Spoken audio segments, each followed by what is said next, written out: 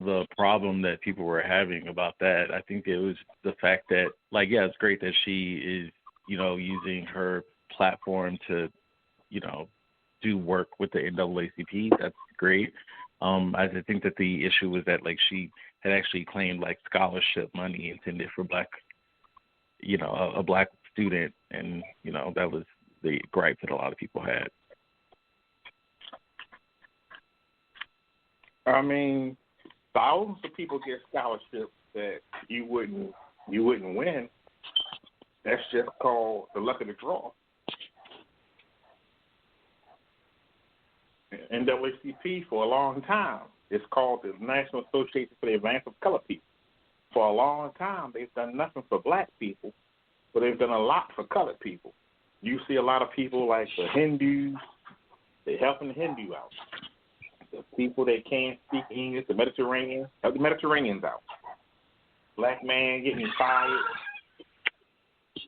we can't help you. Black man getting beat, lynched, hung, we can't help you.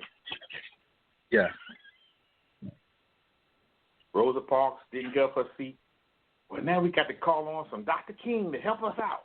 Now you want to help, because now it's a woman who is not 100% black, but she can pass for white, and you can use that to help, like you did with Obama, help us to blend the races. But that's definitely not on us, right? Like, that's on white America finding them more acceptable or palatable. Yeah, he got it. I mean, it's and obviously, Vice President Harris falls into that space as well. But that's not anything new, right? Like, been the buffer for black progress in this country, and it's not really too many things where someone has been the first and they were a product of two black parents. I would say, like, I don't political know. representation. We had a controversial poll one time about the two white couples, not two white couples, a white couple adopting a black child and a black couple adopting a white child.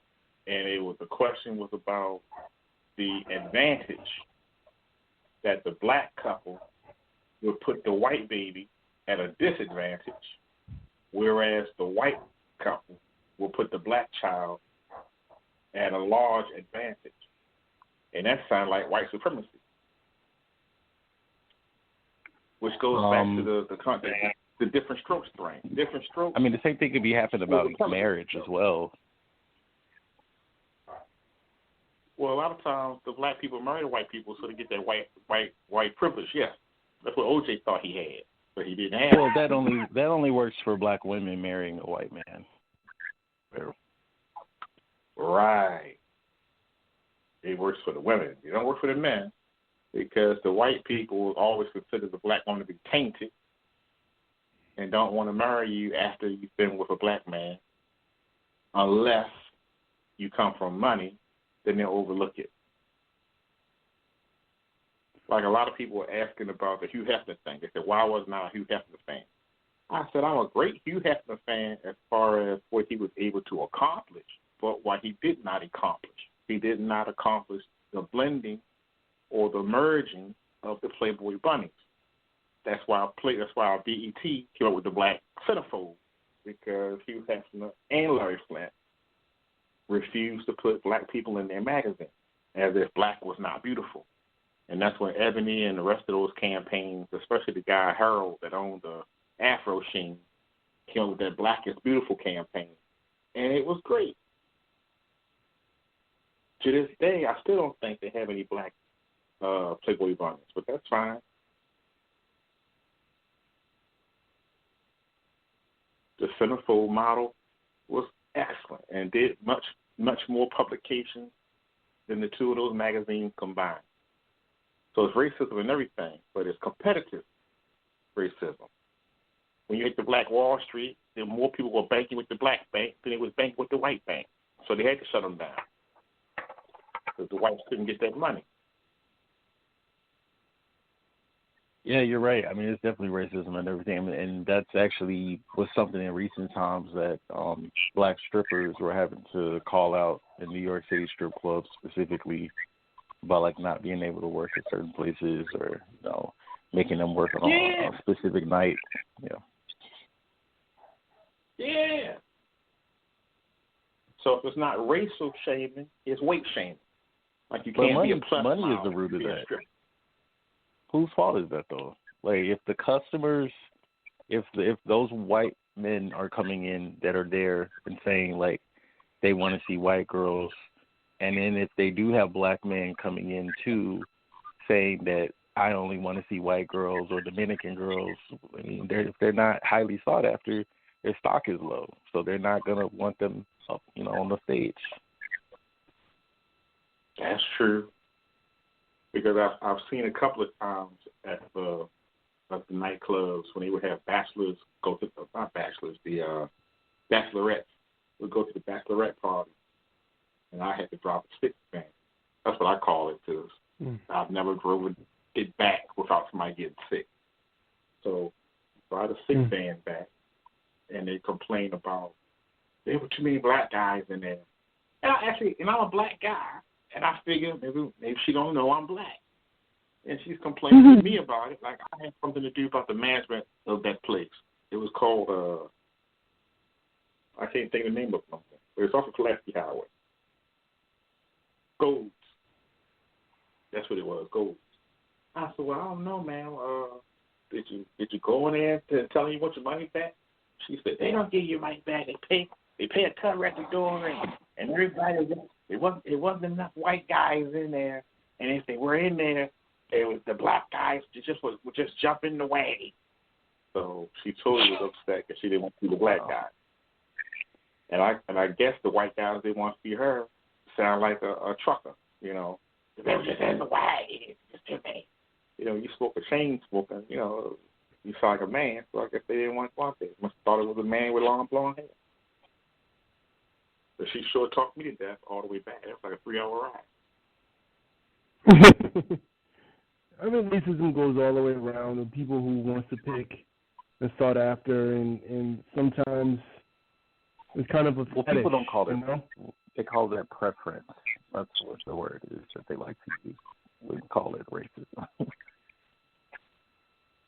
And I have an issue with husbands that take their wives to the strip club because they don't trust their wives, so they got to go to the strip club, watch the naked man perform, because they don't want the wife to be there by herself. That's crazy. That sounds like an excuse. Well, I was going to say, why are you having fun together? Sorry, having I fun don't together. like that kind of fun.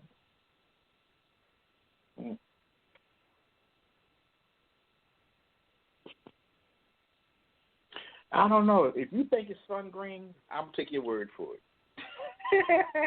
No. Sometimes it's fun together. If you wanna, if you both like the strip club scene, why not have fun together? She might give girls to you. I mean, strip clubs, females do not pay anyway. It's target the males. Females don't pay. And if they're little, the only strippers go to the males, not the females. Yeah, there are definitely couples out there that bring people home and they don't really care about the gender. They bring them home. Heard. Yeah, so I heard that stories too. Hey, have fun when you have fun. You mean swingers? I've heard about the swingers, but that's a bar. There's only 2 swingers bars left in Baltimore City, all the way down Curtis Bay. If you want to go all the way down there by the trash heap, that's where you find the big body. So I wouldn't go down there. Stuff at 2:00 in the morning, no bus line. What you doing down there? Oh, I was at the swingers club. I thought I saw Jason chasing me. Ain't nobody you can't flag down the police. There's nothing down there. It's a dump, a factory, some train tracks that's been closed for 40, 50 years. The highway is over top of your head, 895. And it's swingers bar. I think it's called Coconuts or Fantasies, one of those two. Coconut Fantasies is what it's called. Yeah. There's a swingers club in Vegas called the Green Door that once I was in the area, I didn't realize. I just tried to walk in because I thought it was a nightclub, and they were like, "Wait, you can't come in there. Like, you can't come in without like a woman. Like, you got to come in with somebody else." I was like, "What's going on?" Like, I found out, clearly, and a couple actually came outside, and was just like, they invited me. They wanted me to come back to their place, like, 'cause, yeah, it was crazy. Yeah, you gotta look out. Mm-mm. I mean, I did it, but yeah, whatever.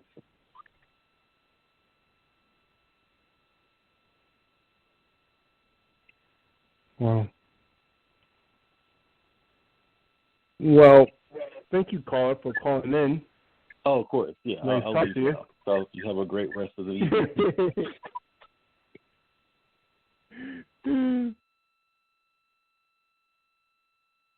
Have a nice night, caller. Get the Black History Minute, and then we get the monthly recap. Do it. Who you got for the day? Today's Black History Minute is. Oh, and Rush Limbaugh passed away. By the way, ladies and gentlemen, I forgot to mention that. I saw yesterday. I saw it yesterday on Twitter.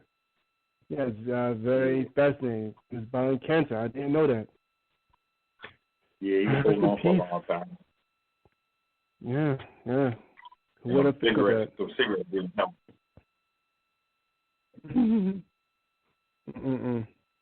Today's Black History Minute is Andrea Lord. Andrea Lord is an American writer, feminist, libertarian, and civil rights activist. She was a self-declared black lesbian mother, warrior, and poet.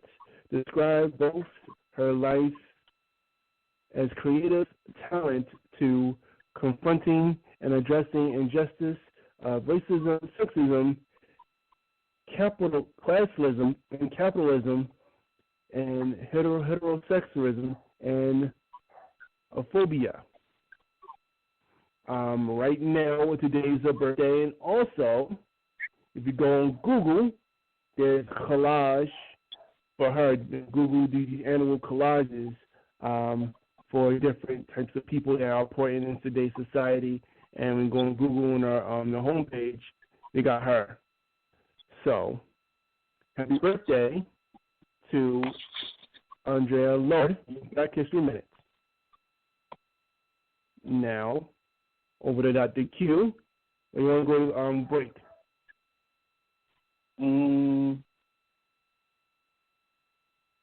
Yeah, we'll take a break, and then we do the monthly recap.